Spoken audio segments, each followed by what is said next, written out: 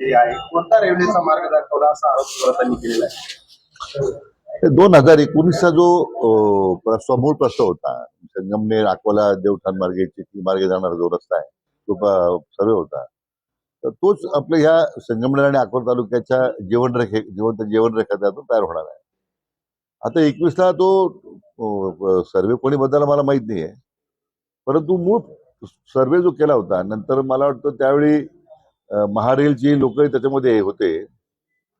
याच्यामध्ये मान्य रेल्वे मंत्र्यांनी जी अडचण सांगितली होती ती मला ते मंचरमध्ये जे स्टेशन आहे याचं मला वाटतं GMRTचं स्टेशन, त्याची त्यांनी अडचण दाखवली. पण मी त्यांना हे दाखवून दिलं एकूणच सर्वे त्यावेळी पूर्ण करून कामाला प्रत्येक सुरुवात होणार होती.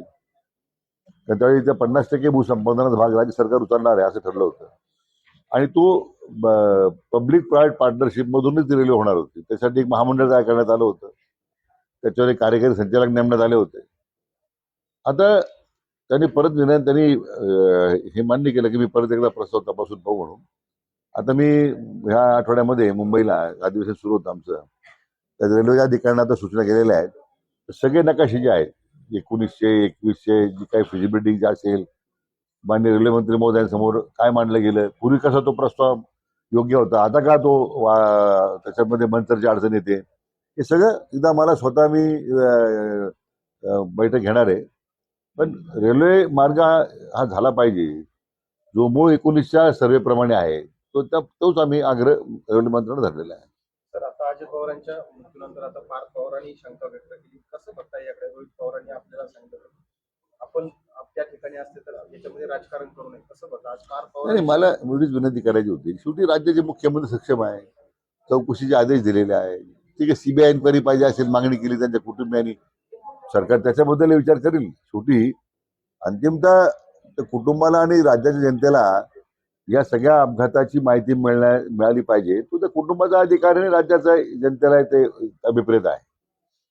पण इथपर्यंत शेवटी ते घटना दुःखदायकच होती, सगळ्यांना आम्हाला दुःख झालंय त्याच्यामध्ये.